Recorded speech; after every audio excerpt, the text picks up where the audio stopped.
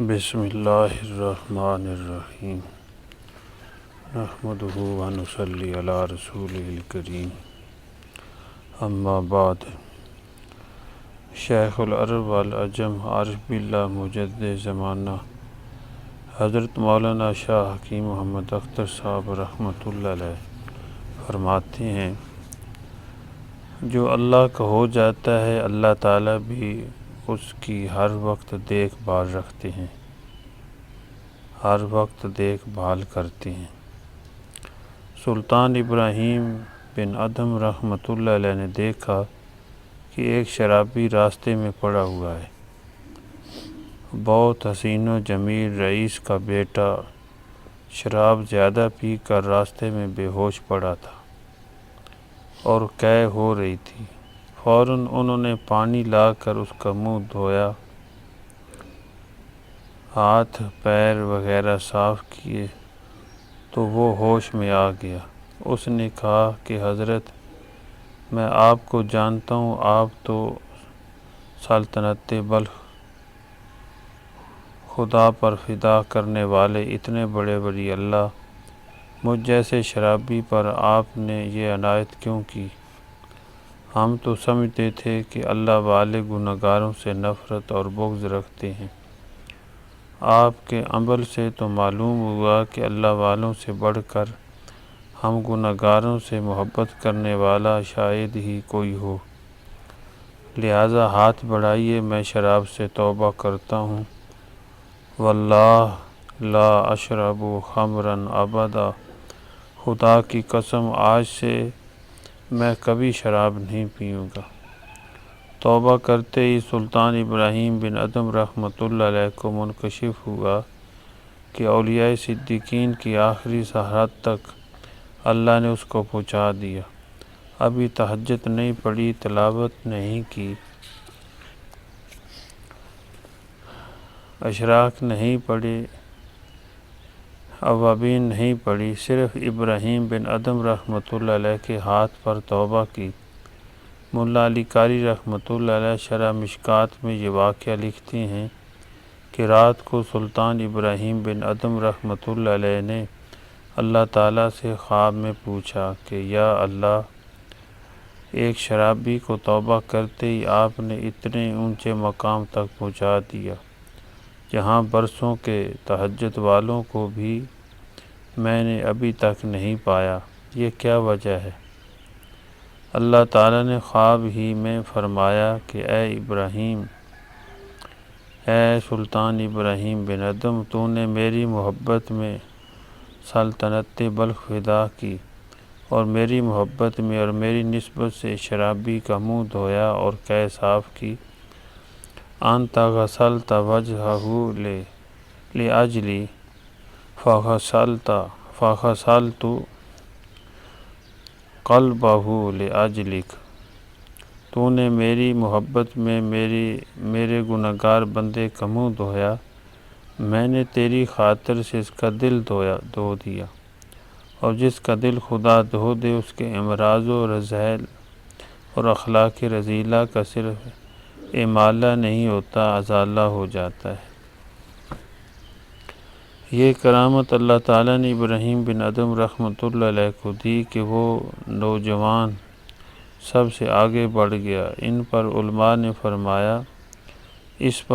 نے فرمایا کہ اللہ والوں نے جتنے مجاہدات کیے ہیں ان کی خاطر سے اللہ تعالیٰ بندوں کو مختصر راستے سے سلوک طے کرا دیتے ہیں، لہٰذا ان کی ایک منٹ کی صحبت کو 100 برس کی عبادت سے افضل فرمایا گیا ہے۔ یک زمانہ صحبت با اولیاء بہتر از 1,000 سالہ طاعت بے ریا۔ لیکن مفتی شفیع صاحب رحمۃ اللہ علیہ نے حضرت حکیم الامت رحمۃ اللہ علیہ سے پوچھا کہ 100 برس کی اخلاص کی عبادت سے اہل اللہ کی تھوڑی دیر کی صحبت کیوں افضل ہے؟ وجہ سمجھ میں نہیں آئی۔ حضرت ہنسے اور فرمایا کہ معلوم ہوتا ہے کہ آپ کو یہ مبالغہ معلوم ہوتا ہے۔ فرمایا کہ شاعر نے کم بیان کیا ہے، حقیقت یہ ہے کہ بہتر از 1,00,000 سالہ طاعت بے ریا، کسی اللہ والے کی تھوڑی دیر کی صحبت 1,00,000 سال کی عبادت سے افضل ہے، کیونکہ اللہ والوں سے اخلاص ملتا ہے، اعمال کا وجود تو ہو جاتا ہے، لیکن قبول آل اللہ کی صحبتوں سے ملتا ہے۔ میرے شیخ حضرت مولانا شاہ ابرار الحق صاحب رحمۃ اللہ علیہ نے تبلیغی جماعت کے ایک بڑے اجتماع سے خطاب کرتے ہوئے فرمایا تھا کہ مدارس اور تبلیغی جماعتوں سے اعمال کا وجود ملتا ہے، اہل اللہ کی صحبتوں سے بواسطہ اخلاص اعمال کا قبول ملتا ہے۔ تو تھوڑی دیر کی صحبت اہل اللہ سے قلب کا سارا درد منتقل ہو جاتا ہے۔ دل سے دل میں خفیہ راستے ہیں۔ مولانا رومی رحمۃ اللہ علیہ فرماتے ہیں کہ دل سے دل تک خفیہ راستے ہیں۔ جسم تو الگ الگ ہوتا ہے، شیخ کا الگ اور طالب کا الگ، لیکن ان کے دل آپس میں ملے ہوئے ہیں۔ اس پر کیا مثال دیے، آہ کیا مثالوں کے بادشاہ تھے۔ فرمایا کہ چراغ اور بلب تو الگ الگ جل رہے ہیں، دو چراغ الگ الگ جلتے ہیں، ان کے جسم الگ الگ ہیں، لیکن ان کے انوار فضا میں ملے ہوئے ہوتے ہیں۔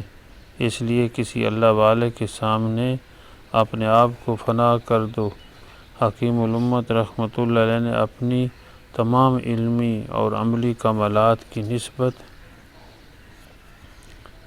اپنے شیخ امداد اللہ مہاجر مکی رحمۃ اللہ کی طرف کی۔ حضرت کا ایک شعر ہے، تمہاری کیا حقیقت تھی میاں، آہ یہ سب امداد کے لطف و کرم تھے۔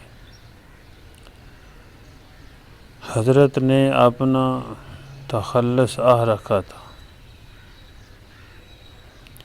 ایک مجدد زمانہ 1,500 کتابوں کے مصنف بڑے بڑے علماء کے شیخ نے اپنی نفی کر کے اپنے کمالات کو اپنے شیخ کی طرف منسوب کیا ہے۔ اللہ جل جلالہ ان پاک ہستیوں کے صدقے ہمارے دلوں کو پاک کر دے، ہمیں اپنا بنا لے، اپنے درد دل عطا فرمائے اور مستقل عطا فرمائے۔ ربنا تقبل منا انک انت السمیع العلیم۔ صلی اللہ تعالی علی خیر خلق محمد وعلی آلہ وصحبہ وآل بیتہ اجمعین۔